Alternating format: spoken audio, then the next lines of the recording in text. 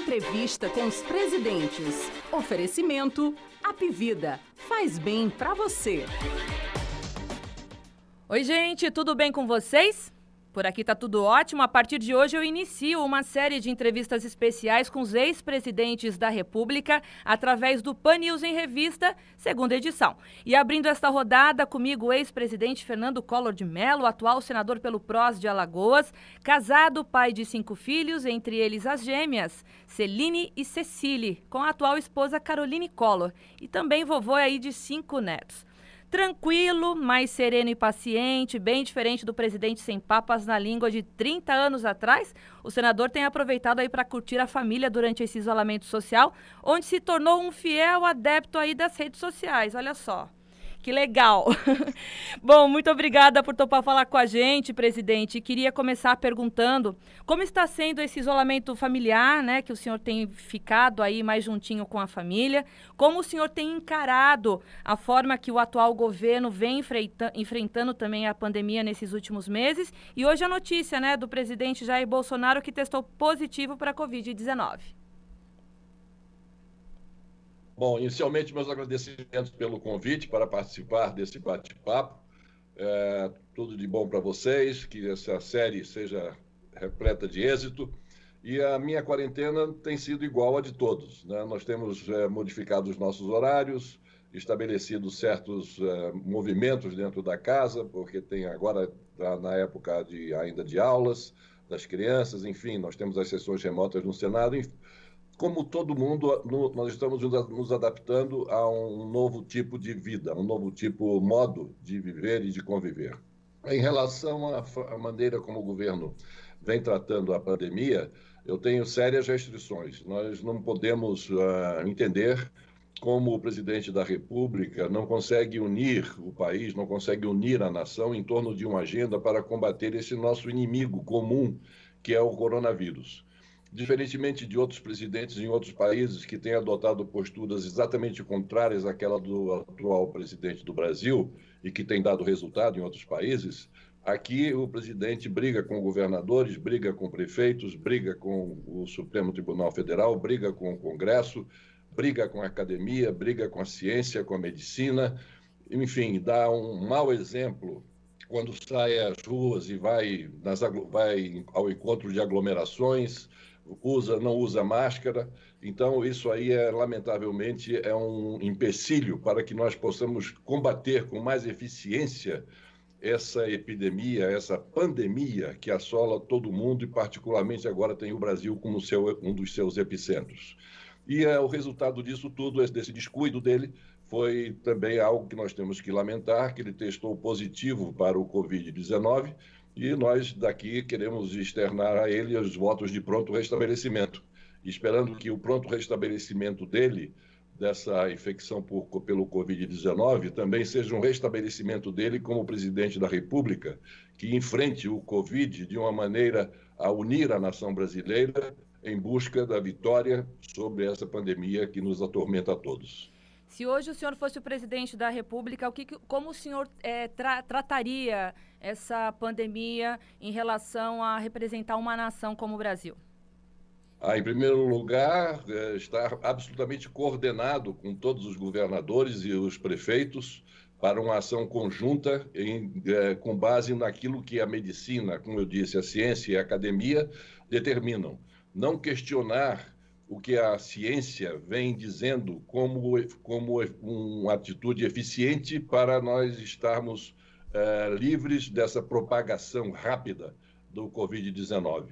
Fundamentalmente isso, obedecer às recomendações da ciência e da medicina e unir a nação em torno de uma agenda comum, partindo do princípio de que somos uma república federativa do Brasil, e como república federativa, os entes federados, que são os estados e têm os seus governadores como suas lideranças maiores, ter neles o apoio necessário para que essa agenda seja comum e que possa ser implementada com sucesso em todos os recantos do país. Presidente, o senhor foi o primeiro presidente eleito, né, após 30 anos de ditadura, e foi o primeiro a sofrer também um processo de impeachment na época, em plena democracia.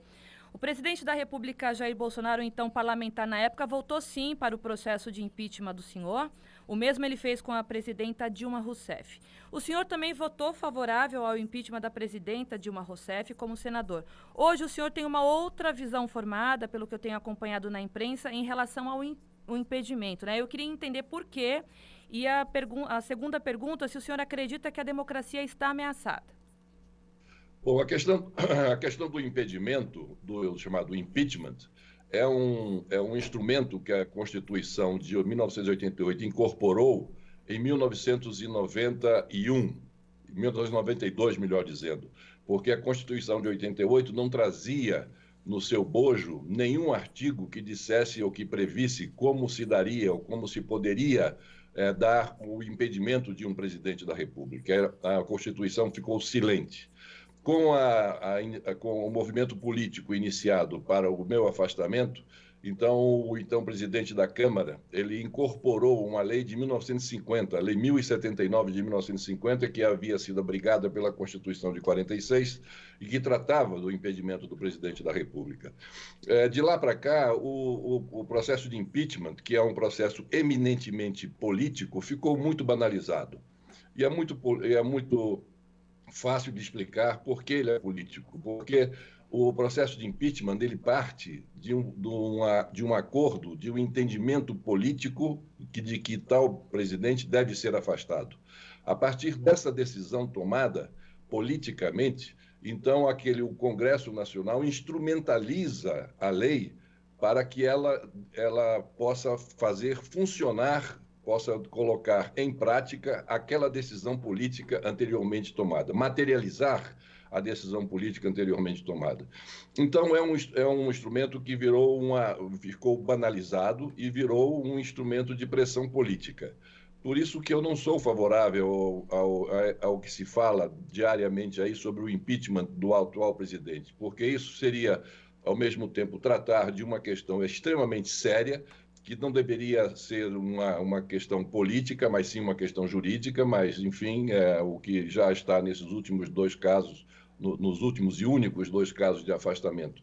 Foi assim que nós verificamos que foi uma decisão política, instrumentalizada pela classe política às leis vigentes no país, e não acho que seja o momento de discutirmos o impeachment do atual presidente, porque nós temos um inimigo comum a enfrentar, que é a Covid-19.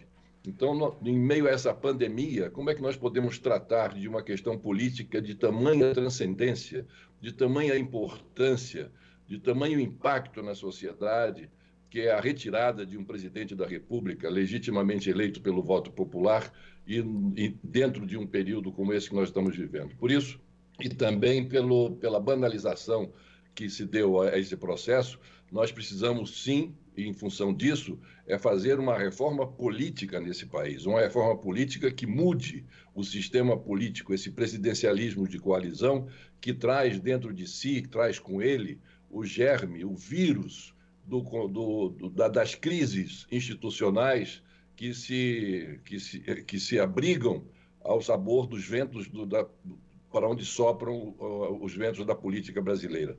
Então, nós precisamos discutir uma reforma política abrangente para que nós tenhamos um sistema de governo que não traga esse vírus da crise sistemática.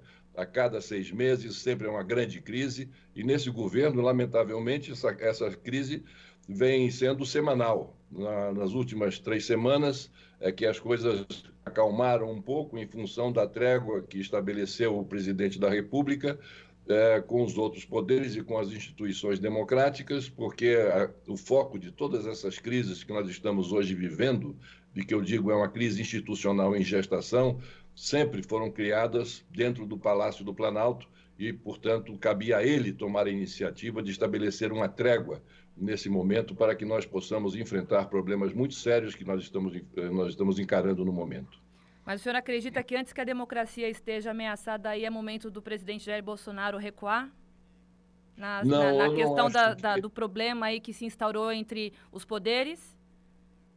É claro que o presidente da República, como líder político da nação e que jurou cumprir a Constituição, é claro que ele tem um compromisso, sobretudo, com o processo democrático. O que o presidente precisa, no meu entender, é juntar a prédica dele à prática.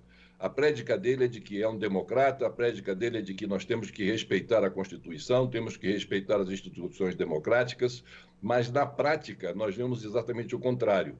É a presença dele em manifestações políticas que pedem o fechamento do Congresso, o fechamento do Supremo Tribunal Federal, a volta do AI-5, a volta de um regime militar de exceção, enfim, e ele convivendo nessas aglomerações com essas faixas que se desfraldam na frente dele, e ele em nenhum momento, né, disse para as pessoas enrolarem essas faixas, guardarem essas faixas e respeitarem o processo democrático. Então, ele precisa juntar a prédica dele de que é um democrata à prática dele e rejeitar, rechaçar, não aceitar em momento nenhum que essas manifestações, sobretudo com a presença dele, tramem contra as instituições democráticas e, com isso, ameacem o processo democrático. Embora eu ache que essas manifestações foram muito mais frutos de bravatas do que propriamente de coisas, de decisões íntimas e tomadas no seu íntimo do presidente da República de querer contestar o processo democrático. Por isso, eu acredito que nós não estejamos correndo nenhum risco de nenhum retorno a um regime que não seja obediente à Constituição e à democracia que se instalou no país definitivamente com a promulgação da Carta de 88. Presidente, muito tem se comparado o governo atual com o governo do senhor. Eu queria saber de você, né, se o senhor faz alguma analogia em relação ao governo atual com o governo de 30 anos atrás. Não, as semelhanças são muito menores, as eventuais semelhanças são muito menores do que as diferenças. As semelhanças que nós podemos cotejar lá em 89, em 2018, é o fato de termos sido ambos candidatos que não estavam sendo cotados para estar presentes no segundo turno, e ambos fomos para o segundo turno. Depois, no segundo turno, ninguém acreditava que poderíamos ser eleitos e acabamos sendo eleitos. Essa é uma semelhança, é uma coincidência. A outra coincidência é de que da utilização dos meios para levar a mensagem. Na campanha de 89, o grande meio que nós tínhamos era a televisão. E eu acredito que eu soube utilizar, talvez melhor do que os outros, esse veículo, que à época era o veículo de comunicação mais eficiente. E em 2018, na campanha, ele soube utilizar de uma maneira mais eficiente esse novo mundo, né, da comunicação, que são as mídias sociais, que são pela via da internet. Enfim, ele soube utilizar-se e valer muito bem disso. Houve essas semelhanças. No restante, eu acho que não há nenhuma semelhança maior, não. Presidente, ao mesmo tempo que o senhor fez história, né, entrando aí para os livros da história contemporânea mesmo, com um processo tão importante da primeira eleição democrática, né, para presidente em décadas, eu queria perguntar para o senhor se o senhor se envergonha de algo, até porque o governo do senhor passou por muitas turbulências na época, né? E hoje o senhor é avô, é pai de adolescentes. Eu queria entender como que o senhor explica tudo isso para os seus filhos e netos. Eu queria entender como que o senhor passa isso para os jovens de hoje. O que eu passo e tento passar é sempre dando a versão de quem viveu o fato, porque muito se escreveu, muito se disse, muito se fala e muito se ensinou em relação ao que significou o meu governo, sempre pelo lado menos positivo do que foi o meu governo, que foi um governo que mudou o Brasil. Não há nenhuma dúvida quanto a isso, que o meu governo marcou definitivamente uma mudança do Brasil para melhor, uma mudança do Brasil aberto ao mundo, inserido competitivamente no mundo, respeitado no mundo, no campo econômico, no campo social, no campo do meio ambiente, no campo do combate às mazelas, da infringência aos direitos humanos, na defesa das populações indígenas, na defesa das crianças, do adolescente, na universalização do ensino básico, no Código de Defesa do Consumidor, na Lei da Cultura, Lei Rouanet, no Estatuto da Criança e do Adolescente, enfim, inúmeras medidas que nós tomamos e que nós adotamos e que mudou definitivamente o Brasil, máxime a abertura comercial, que fez com que o Brasil deixasse, por exemplo, de ter carroças e começasse a ter automóveis à altura das exigências do consumidor brasileiro, que antes era tratado como um consumidor de segunda linha, terceira linha, de trazer os celulares para o Brasil, a telefonia celular. Na campanha de 89, nós não tínhamos telefone celular. Imaginem o que seria, como foi uma campanha sem o telefone celular. Hoje nós não saímos de casa sem ter um telefone celular no bolso, faz parte da nossa própria vestimenta.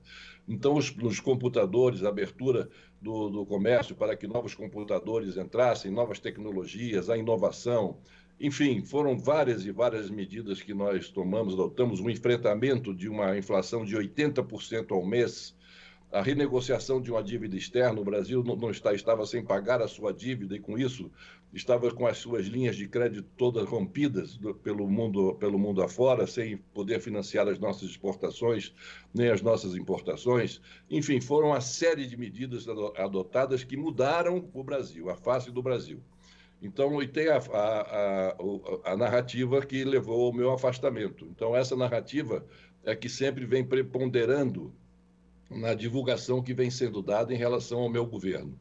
No que diz respeito a mim, eu procuro não somente dentro de casa, mas também agora mais dirijo nas redes sociais, dar a versão de quem viveu esses fatos, que é a minha versão, que ainda não foi dada, ou tendo sido dada, não foi dada a divulgação e a publicidade no mesmo nível e na mesma intensidade com que foi dada a notícia dos motivos que me levaram ao afastamento. E é necessário também informar que todas as acusações que me fizeram e que me levaram ao afastamento da presidência da República, todas essas acusações foram levadas ao julgamento da mais alta corte do país, e essa mais alta corte do país me julgou inocente de todas essas acusações.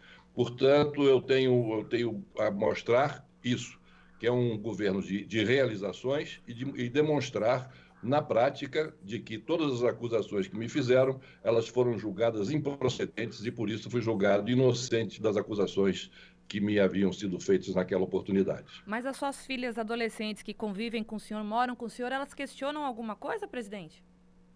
Não, elas estão estudando na escola, agora que elas começam na história do Brasil a tratar desse período do meu governo, e elas sempre que têm as dúvidas delas, a gente conversa, eu explico. Na escola delas estão dando com certa correção, né, a narrativa do que realmente aconteceu, então não há muita dificuldade quanto a isso, não. Presidente, um dos principais algozes da tragédia política do senhor foi o seu próprio irmão, Pedro Collor. Eu queria fazer uma pergunta delicada para entender se o senhor perdoou o seu irmão antes que ele morresse, se vocês chegaram a conversar. Na época ele chamou muito o senhor de rancoroso, manipulador e vingativo. Como que ficou a relação de vocês antes da morte do Pedro Collor? Uma relação, em termos de perdão, claro que eu perdoei, enfim, não guardo nenhum tipo de mágoa, nenhum tipo de ressentimento, já ultrapassei essa fase do trauma maior que foi causado dentro de mim, não é, por esse afastamento tão abrupto, de forma tão violenta e da forma como foi, mas então perdoei não somente a ele, mas todos aqueles outros que eventualmente me causaram algum tipo de dano. Ele devia ter os seus motivos, não saberia dizer quais, no seu íntimo, no seu subconsciente, no seu inconsciente, não saberia explicar. Mas, enfim, que eu já perdoei tudo isso, sem dúvida nenhuma, já perdoei, não guardo nenhum tipo, como disse, de mágoa nem ressentimento em relação a ele, nem a ninguém mais. Mas antes dele morrer, vocês chegaram a conversar? Não chegamos a conversar porque ele estava em Nova York, então estava num hospital se tratando de 3 tumores no cérebro que acometeram ele, e ele, enfim, não foi possível eu ir visitá-lo, porque ele estava sem condições de receber também visitas.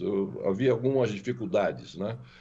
de ordem prática para essa visita, mas infelizmente não estive com ele antes dele falecer. Presidente, o que mudou de lá para cá? Como o senhor acredita ter evoluído como político, como pessoa, já que o senhor sempre foi conhecido como um temperamento forte, explosivo? O que o senhor faria de diferente hoje? Hoje a gente vê o senhor sorrindo, o senhor mais leve, falando aí com a garotada no Twitter. Tô gostando de ver, viu? Mas isso foi uma fase própria do voluntarismo de um jovem de 40 anos de idade que chega à presidência da República, sendo o primeiro eleito pelo voto popular depois de quase 30 anos de jejum democrático. Então, numa eleição da qual participaram 22 candidatos, já naquela época existiam, veja o número de partidos que já naquela época existiam, né? E que é demasiado isso. Mas 22 candidatos, dentre eles candidatos, né, muito respeitados, com todos os méritos e com todos os créditos de poderem alcançar também a presidência da República, e eu vindo de Alagoas, disputando com candidatos do centro-sul do país, que é a força motriz do Brasil, como o doutor Ulisses Guimarães, o Mário Covas, o Brizola, o Lula, enfim, o Aureliano Chaves, e disputando com todos eles, chego à presidência da República. Então, naturalmente, vocês têm que entender a cabeça de um jovem que chega na primeira eleição presidencial, como estava dizendo, depois de um longo período de jejum democrático, que chega eleito pelo povo, ganhando de todas essas grandes figuras. Então, chega aí, além disso, com o voluntarismo, com a energia e com a vontade, com o idealismo de querer mudar o Brasil do dia para a noite, de fazer tudo que tinha que ser feito de uma vez só, enfim, com aquela vontade e gana de vencer os obstáculos, de vencer as dificuldades e de fazer do Brasil um país, em primeiro lugar, consolidado na sua democracia e um país socialmente justo.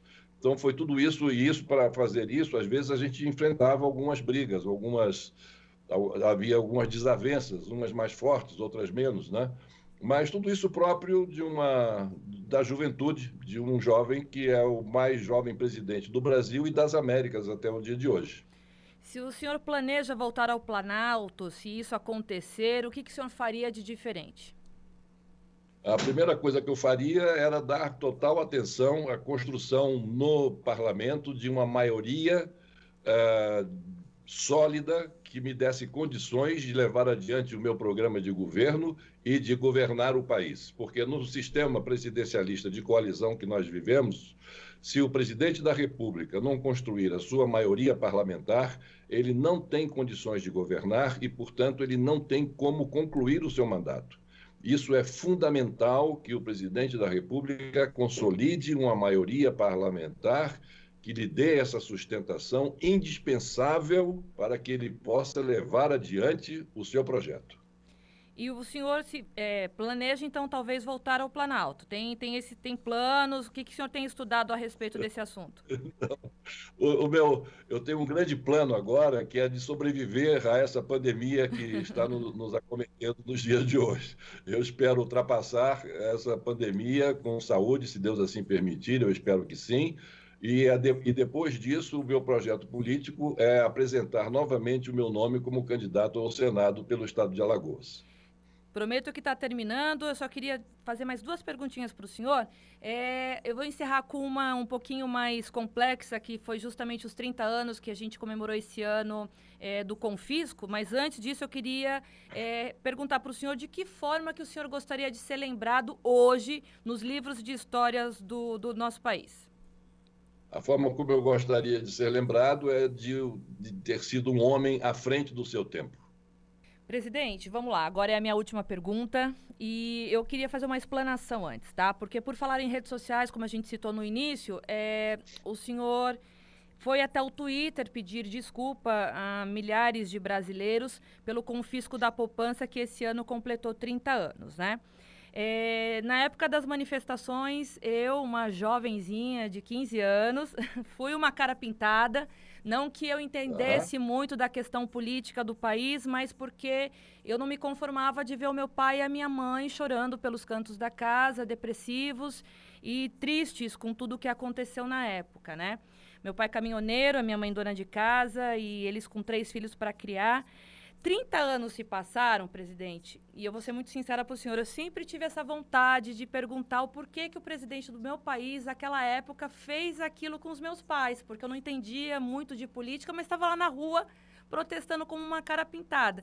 E hoje, a minha profissão me permite eu estar de frente para o senhor para fazer essa pergunta que eu gostaria de ter feito atrás, né? O porquê que aconteceu tudo isso, onde o governo levou realmente ao desespero milhares de famílias, o aumento no número de pessoas doentes, infartos, falências, suicídios. O que hoje o presidente Fernando Collor de Mello faria diferente para ter evitado tudo isso que aconteceu 30 anos atrás, inclusive com tudo isso que aconteceu na minha família com meu pai e com a minha mãe? Bom, em primeiro lugar, Patrícia, eu gostaria de externar a você, né, mais uma vez, aquilo que eu venho fazendo desde que deixei a presidência. Não foi agora, o meu pedido de desculpas e de perdão ganhou uma dimensão maior porque eu fiz por intermédio das mídias sociais e teve uma grande repercussão. Mas eu já venho me penitenciando ao longo desses anos todos, a todos aqueles que sofreram e que foram penalizados com os efeitos do programa econômico implementado por mim em 1990, e quero aproveitar e chegar a dizer agora a você, frente a frente com você, embora remotamente, os meus pedidos de desculpas e o meu pedido de perdão. Perdão pelo sofrimento que eu lhe causei, perdão pelo sofrimento que eu causei a seu pai, a senhora, a sua mãe, a sua família e a milhares de outros brasileiros. É claro que vocês haverão de entender que essa não era a minha intenção. A minha intenção foi, naquele momento, de lutar contra um inimigo que estava afetando, sim, afetando a família de todos os brasileiros, sobretudo das camadas mais vulneráveis da população, que era uma inflação de 80% ao mês. Eu peguei o país com a inflação de 80% ao mês, que significava que aqueles que tinham mais dinheiro, significava que eles podiam se defender com as aplicações no mercado acionário e que davam rendimentos extraordinários em 24 horas. Mas a grande maioria da população, ela não tinha essa possibilidade, porque recebia o seu salário e tinham que correr para gastar esse salário rapidamente, porque senão no dia seguinte ele estava valendo bem menos e não compraria aquilo que poderia estar programado para fazer mais adiante. E também nós temos que verificar um outro detalhe importantíssimo, que foi uma pesquisa insuspeita do Datafolha, realizado na semana da aplicação do plano, na semana seguinte, mas nesse intervalo de tempo, em que a pergunta do Datafolha era a seguinte: você aprova ou desaprova o plano do governo Collor? 66% da população aprovaram o plano econômico. Além da população ter aprovado o plano econômico, também o Congresso Nacional aprovou o plano econômico. Não foi um decreto que eu baixei e simplesmente isso tenha sido resolvido do dia para a noite, não. Isso foi a deliberação do Congresso e foi muito debatido e foi aprovado pelo Congresso Nacional. Então, gostaria também de dizer que isso não era somente eu e a minha equipe econômica que me assessorava, que pensava como implementar uma política de combate à uma inflação de 80% ao ano. Todos os coordenadores econômicos dos principais candidatos à presidência da República em 1989 tinham isso na cabeça. Há, inclusive, esse fato, né, noticiado amplamente pela imprensa, que da visita do, então, não sei se era deputado na época, mas era o coordenador econômico do plano de governo do candidato Lula, que era o Aloysio Mercadante, que ele visita 4 ou 5 dias depois da aplicação do plano, que foi no dia 15 de março de 90, ele visita a ministra Zélia Cardoso de Mello e diz: Zélia, eu estou aqui para lhe cumprimentar e lhe parabenizar. Palavras do Aloysio Mercadante, esse era o programa dos nossos sonhos, só que nós tínhamos uma certeza: se nós ganhássemos a eleição e implementássemos esse programa, no dia seguinte estaríamos fora do governo. Então, para a gente verificar que tanto num plano, já que éramos antípodas, o programa do então candidato Lula e o meu programa eram completamente diferentes. Um falava em estatização, presença do Estado maciçamente na economia, não a desestatização, e o meu discurso era exatamente sinal contrário.